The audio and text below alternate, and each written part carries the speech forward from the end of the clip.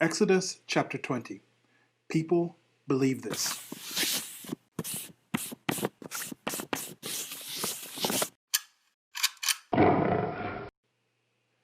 I don't think you can choose what you believe. I believe that it gets to a point when I have enough information about something, enough awareness about something, and then I either believe it or I don't.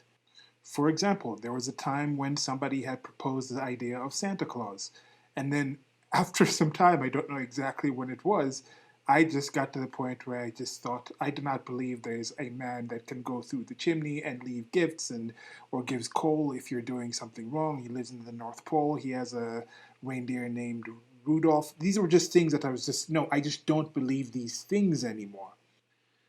Now, that time I believed there was a Santa Claus, or there could be, or I had a belief in Santa Claus.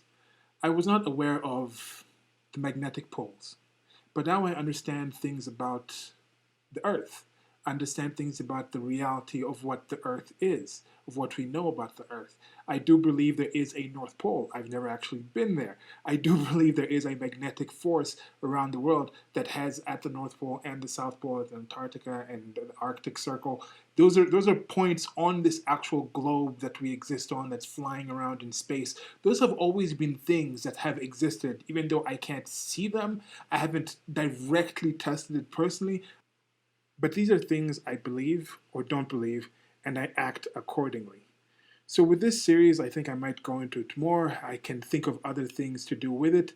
I'm just going to be reading certain things and asking you out there to imagine if somebody actually believed this. Imagine if you believed this to be as real, as true a thing as you actually hearing me speak about this, or as your nose, as your brain. They're as real. They're as real as any other thing that's real. You believe these are actually things, accounts of actual things that did happen. You believe some of the things being discussed in these different things that I'm going to be talking about are things that you actually should act on. Other people should act on. Other people should actually believe if they want to know what's true, if they want to know more about reality. These are things that are included in that. Think about what your world would be like if you did believe these things. Okay, so the first one for that, I'm just going to be reading straight through it, then I'll give some discussion after it. And this is from Bible Gateway. I'm going to be reading Exodus chapter 20 from the New International Version. The Ten Commandments, chapter 20, verse 1. And God spoke all these words: I am the Lord your God, who brought you out of Egypt, out of the land of slavery. You shall have no other gods before me. You shall not make yourself an image in the form of anything in heaven above, or on the earth beneath, or in the waters below. You shall not bow down to them or worship them. For I, the Lord your God, am a jealous God, punishing the children for the sin of the parents to the third and fourth generation of those who hate me, but showing love to 1,000 generations of those who love me and keep my commandments. You shall not misuse the name of the Lord your God, for the Lord will not hold anyone guiltless who misuses his name. Remember the Sabbath by keeping it holy. 6 days you shall labor and do all your work, but the seventh day is the Sabbath to the Lord your God. On it you shall not do any work, neither you, nor your son or daughter, nor your male or female servant, nor your animals, nor any foreigner residing in your towns. For in 6 days the Lord made the heavens and the earth, the sea, and all that is in them, but he rested on the seventh day. Therefore the Lord blessed the Sabbath day and made it holy. Honor your father and your mother, so that you may live long in the land the Lord your God is giving you. You shall not murder. You shall not commit adultery. You shall not steal. You shall not give false testimony against your neighbor. You shall not covet your neighbor's house. You shall not covet your neighbor's wife, or his male or female servant, his ox or donkey, or anything that belongs to your neighbor. When the people saw the thunder and lightning, and heard the trumpet, and saw the mountain in smoke, they trembled in fear. They stayed at a distance and said to Moses, "Speak to us yourself, and we will listen. But do not have God speak to us, or we will die." Moses said to the people, "Don't be afraid. God has come to test you, so that the fear of God will be with you to keep you from sinning." The people remained at a distance, while Moses approached the thick darkness where God was. Idols and altars. Verse 22. Then the Lord said to Moses, "Tell the Israelites this: You have seen for yourselves that I have spoken to you from heaven. Do not make any gods to be alongside me. Do not make for yourself gods of silver or gods of gold. Make an altar of the earth for me and sacrifice on it your burnt offerings and fellowship offerings, your sheep and goats and your cattle. Wherever I cause my name to be honored, I will come to you and bless you.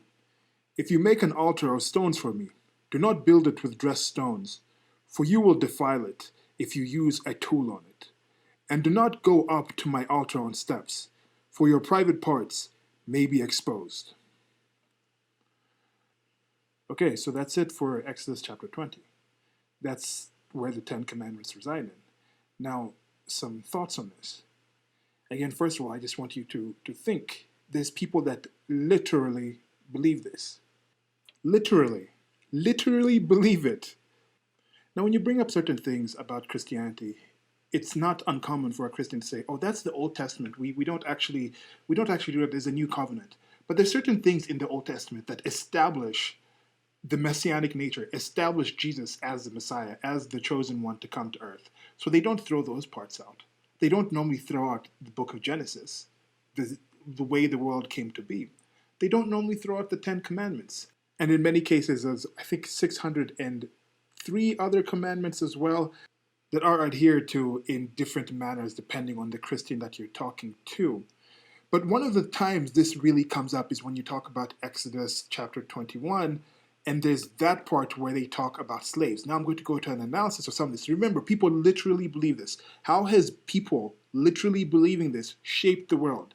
How do people today who are in positions of power, how do people today who you're friends with, who you just deal with, who you walk by day to day with, what is the effect of somebody literally believing this? If you don't literally believe this, can you still be a Christian? If you were to convert to Christianity, would you have to literally believe what's in Exodus chapter 21? I, for one, do not believe. I think that's really clear. Let me reiterate that or make that certain. I am a-religious. I do not believe this is reality. I do not believe these are things that existed. But one of the times this comes up to say, "Oh, that's the Old Testament," is when you talk about Exodus chapter 21, when they talk about the keeping of slaves, or you can beat your male slave. And people say, okay, no, that's specifically talking about the Jewish law or the law at that time in that area, so that doesn't necessarily apply to what we're dealing with now. Okay, that's one of the things. But on the inverse, they'll say, "Oh no, that's not the same. That's not the same with slavery. That was just people being servants. That was a different kind of situation." But no, when they're speaking about servants, they are very specific about the difference between a servant and a slave. I'll refer back here to verse 17. "You shall not covet your neighbor's house, you shall not covet your neighbor's wife, or his male or female servant, his ox or donkey, or anything that belongs to your neighbor." Now, this is the part here that's a bit problematic when you're talking about, oh, they were talking about servants. Why didn't they use the word servant then? And then there's some extra things here. "You shall not covet your neighbor's wife." Can the wife covet the neighbor's husband? Or is this a situation where wives are the ones who are considered to belonging to the neighbor? Kind of setting up that ownership is only something that can be done by males in this sense. You can own other people, other things, other beings, so you shouldn't want to covet that. Now, covet, what does that word mean? In general, it's a longing to possess something. It's wanting to possess something, and this word is often substituted or changed to envy. I have had it taught or said to me as envy. Do not envy something. But I don't think it's inherently bad. Now, there's certain things you can't possess. I don't think you can possess another human being. But there are some parts when you're talking about envy, when you look at something, you say, oh, I envy what that person's life is like. I don't necessarily consider that to be a negative thing. First of all, this is just simply a thought crime. People will say, oh, these are bad because if you covet that, you will try to take that away from the person. But it's already been talked about, you shall not steal. You shall not commit adultery. You shall not murder. So those are already there. So you're not going to actually go take these things away that are actually owned by somebody else. You're not just going to go and take that donkey. But if I can look at somebody's farm and say, oh, look at that setup they got. They got all these cattle. They're doing things in a good way. I am envious of that. On my side, I just have this one sickly goat. I envy what that person has. And then from that thought, the way you actually act on it is going to be different. You're going to go out and think, okay, now that I can actually learn from this person, how can I learn to be like what that person has accomplished? So from that envy, you can actually get to something positive. You can get to cooperation, depending on how you act on it. But when you have that as a thought crime, when you have a simple thing of looking at the way somebody else exists, and saying, "Oh wow, like that is envious. That's something God can actually punish me. It's one of the 10 Commandments. I shouldn't actually look somewhere else and say that person has it better than I do, and I would actually like to have something similar to that person." You already feel guilt from such a natural feeling. To me, is problematic to say the least. Now, the next thing here, there's several things. Again, people literally believe this. I think the world is better because less a percentage of people who identify as Christian today literally believe these things. But there was a time when most Christians believed this was the literal word of God. This was literally things, some of the most important things said by the creator of everything that controls everything. How would a country, how would society develop if everybody woke up tomorrow and literally believed? If you went to sleep today and woke up tomorrow and literally believed this chapter, how would your life change? One of the things I already see here is remember the Sabbath day by keeping it holy. Now, with this, the Sabbath, depending on what calendar you're using, first of all, but the whole 6 day thing, how many cultures and societies are organized against that whole idea that Sunday is a day off? Other parts in the Bible talk about how if you bring 2 or 3 people together, you have God among you. Or God, in general, they talk about how God is omnipotent. He's everywhere. He's omniscient. He can hear your thoughts. He knows what you're thinking. So this whole idea that we have to take one day of the week and congregate together in a church, in a location, send me location, and that's where God will be. Why is that needed? And what would the difference be if this instead was remember the Sabbath day by keeping it holy? What if it was just remember one day of the week and keep it holy? And then you had a situation where people would rotate the way they work and organize, and then you didn't have a day where the entire culture, the entire community, the entire civilization in general was shutting down over one day. Maybe you had a rotational thing where a seventh of the population would have their Sabbath on, would have their seventh day that they kept holy on Monday. Then a seventh of it would have it on Tuesday. A seventh of it would have it on Wednesday, and so on and so forth. And then that way you keep maintaining a certain rotation of things going on. How much time has been lost in actually man hours of accomplishing things that could help to human flourishing because we have cultures and societies that have been shaped by this belief system to actually shut down on one day of the week? I don't know. I mean, I think it could be preferential if you had more of a rotational thing so certain things could keep going on even during that seventh day that everyone can still respect in a certain way. And we still see something like that, something more secular, something more practical. In the United States schooling system has that summer with those 3 months or so off. And that was in part due to the climate, but mostly due to the fact that it was a farming culture. So there was a time when the children were better off on the farms, actually harvesting the crops or getting the crops ready and that kind of process. And then now that we've moved on from that, we still have a system that has those 3 months off that affects the way the economy is run, the market economy is run, affects the way people live their lives. They have to plan around that. It affects the way kids learn and things like that, but it's not that effective anymore.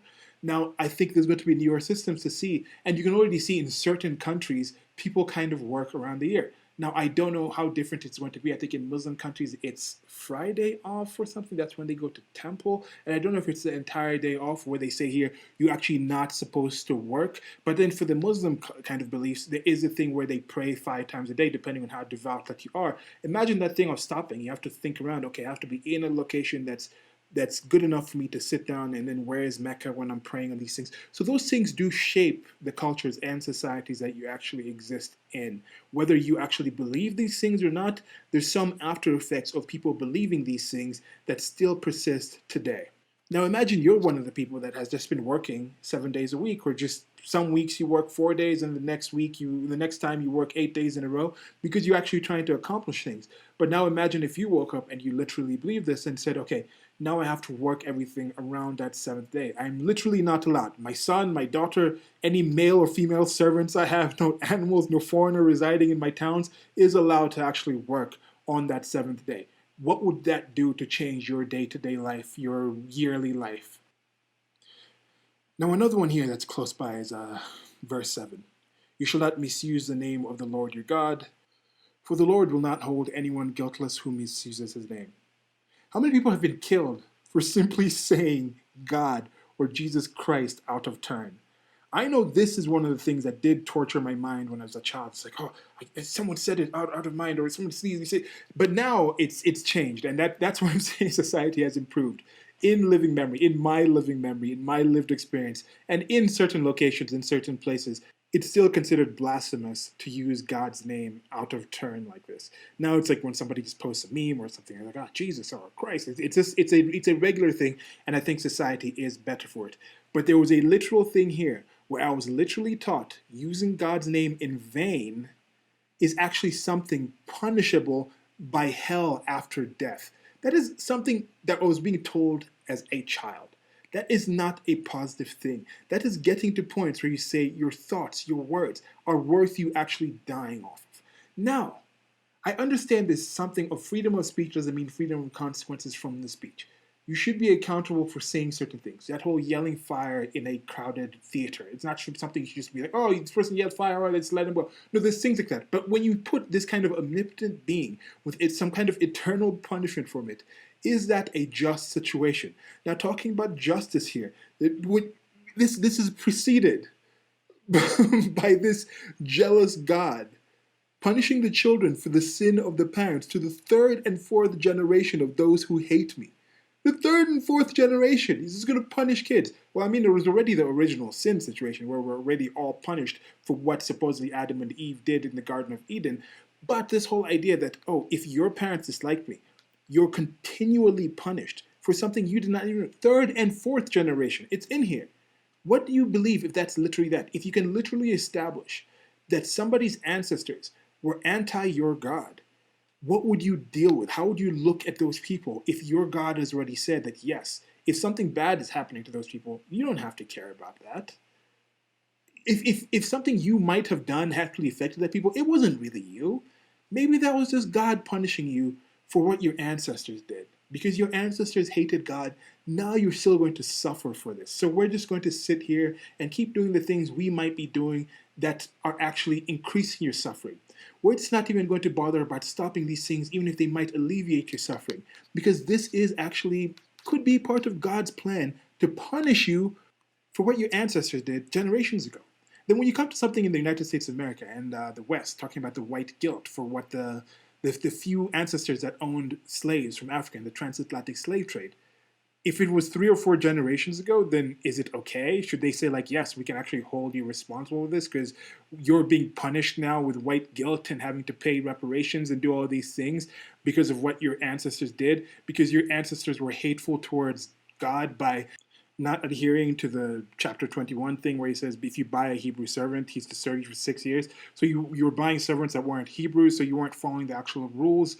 You were beating them to the point where they actually died, and you weren't just saying, oh, if you beat them to the point where they don't die, it's okay. So maybe it was different. Maybe because you were not Hebrew, so it's okay. You could actually just beat them to death like you were doing in the transatlantic slave trade.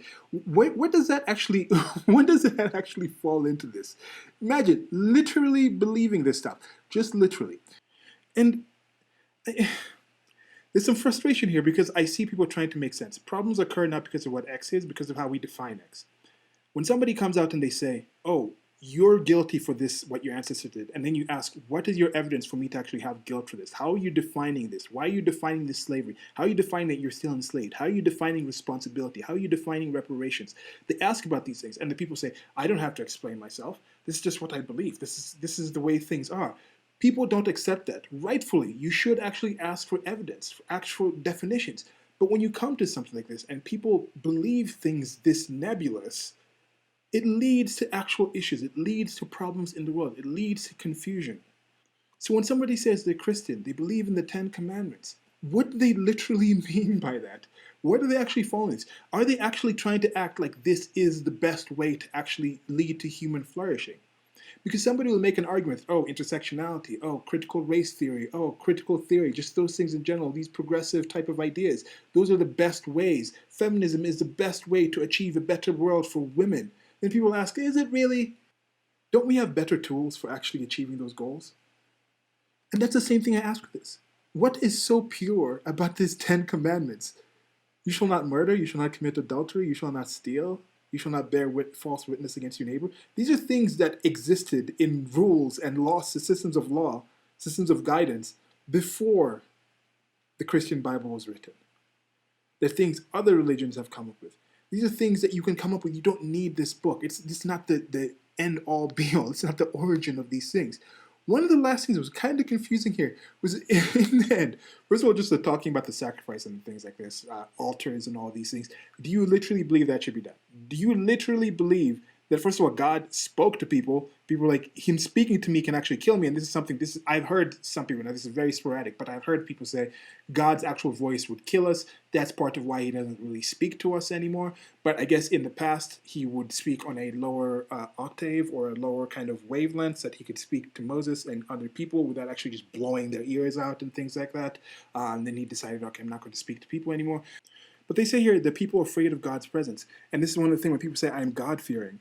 I think that is a disgusting thing to say. But then if you actually read some of the parts of God, he says, I'm a jealous God. I will punish you. I'll punish you. As long as I'm punishing and smiting people down. So I guess there is something to fear. But I don't think fear is a good basis for a relationship. But just that, if you believe fear can be a good basis of relationship with the highest on high, then how comfortable would you be about having other relationships in your life that are based on fear? How comfortable would you be supporting power structures that are based on fear if the ultimate one that we're supposed to learn from, look up to, and worship is also based off of fear? A common thing you hear from Christians who are arguing about people who are deconverting or talking to atheists, they say, without God, you're just going to be doing all these evil things. Because they believe, at least they are stating, that the fear of God is what's keeping them in check. Now, something you hear from statists is also a similar thing. Without the state, without the government, without those people making those laws, people will go crazy. There'll just be chaos. People will be just harming all these people and just abusing people all over the place. But they're making a statement that that morality comes from an external source or comes from fear of the retribution from doing that. And that is a kind of person that I do not want to be around. I'm glad they at least have that leash, and maybe you can actually look at them and say, as long as you can confirm they still have this thing holding them back, it's a parameter you can account for. But I would prefer somebody who is confident enough and has thought this through enough to realize that they have a sense of morals that comes from within. That would be something that I would appreciate more. Now, the last part here of the idols and altars, I went to read different parts because there was that's just that line here. First of all, the whole idea with the burnt offerings and things like that. How many Christians take this literally anymore? How many Christians do you know have altars or have actually given out direct burnt offerings?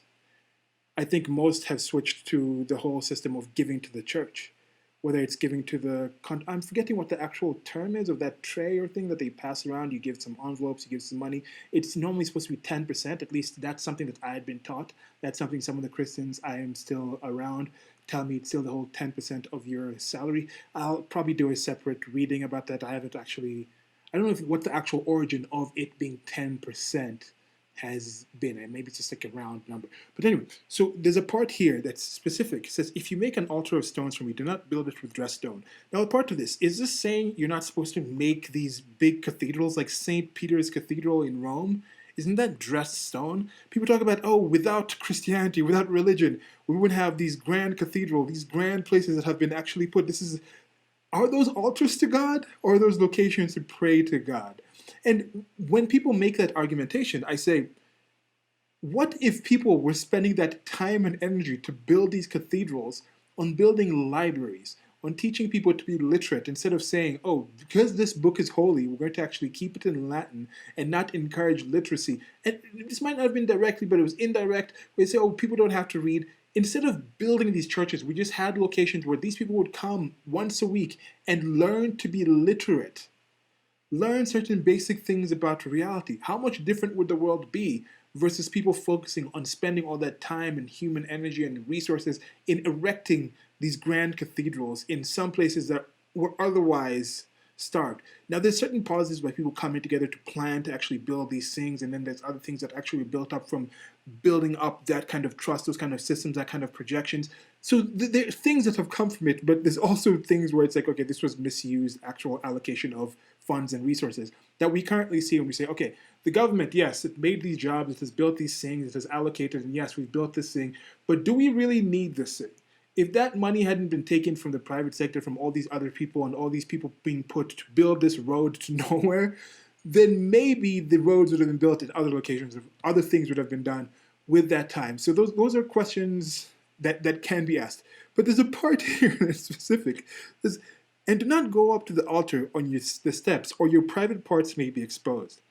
So I went to the King James Version to kind of understand it. What do they mean by this? So here it goes in in the King James Version. And if you make me an altar of stone, you shall not build it on hewn stone, for if you use a tool on it, you have profaned it. Nor shall you go up by the steps to my altar, that your nakedness may not be exposed to on it. What? So God can technically see everything. He can see you when you're sleeping. He's the Santa Claus type of thing. You know, I was kind of talking about how Santa Claus is.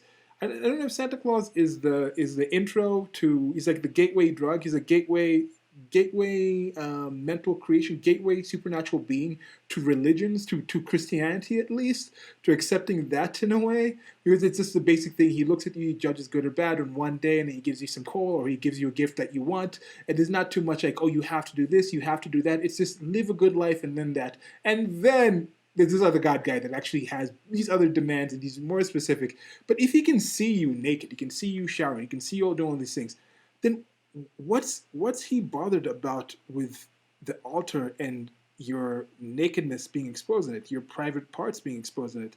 Why is he all of a sudden very caring about somebody's private parts when he can technically see you everywhere? Now here's a different version, Christian Standard Bible. I tried to check some different versions to see what was actually talking about it. So here's another one. If you make a stone altar for me, do not build it out of cut stones. If you use a chisel on it, you will defile it. Do not go up to my altar on steps, so that your nakedness is not exposed on it. Now this was because of what they were wearing, because they were wearing kind of loincloths and things like that, and they didn't have underwear. So now, if somebody goes up in a thong, it's technically covering, or panties, it's technically covering their private parts. So is that okay?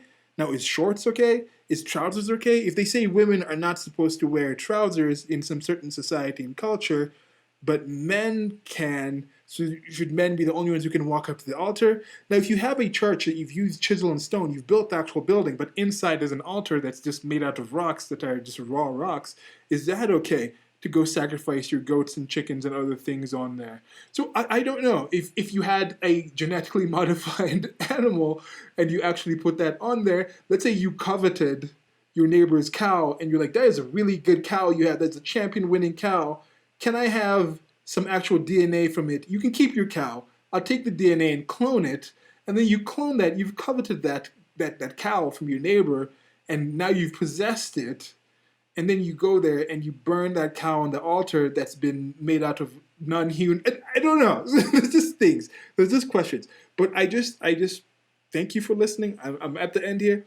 I just want you to remember, some people literally believe all that I read here when I was reading that Exodus chapter 20 is the literal truth, is as true as anything you define as true. They believe that. Now, accepting that, what do you think their decisions would be about their day-to-day life? How would that bleed into just their day-to-day life from just this, let alone all the other chapters in the 66 books in the Bible or any other religion out there or any other belief system out there, when you come across someone and you're like, wow, can that person really believe that? Realize that people literally believe these things. Till next time, like, share, and subscribe. Let me know what you think in the comment section if you think I was just being too absurd with these things. If you have suggestions of other things that you'd like me to read that are relatively short, or relatively a 10-minute or so read that I can actually discuss and think and do this kind of analysis on, like, oh, if I really believe these things, or maybe that could help me kind of think of other things in society that were affected by people literally believing that thing, I'll be welcome to those suggestions. Let me know in the comment section, and I shall have more of these videos coming for you. These videos, these podcasts, these presentations. I'm trying to diversify where I get these things out. Till next time, hit up the merchandise store. There should be links wherever you are actually watching this. I'm not sure what speed drawing I will be having if this is the video form of this, but there will be a speed drawing involved. There'll probably be something to do with religion, belief, something in there with kind of face. Till next time, goodbye.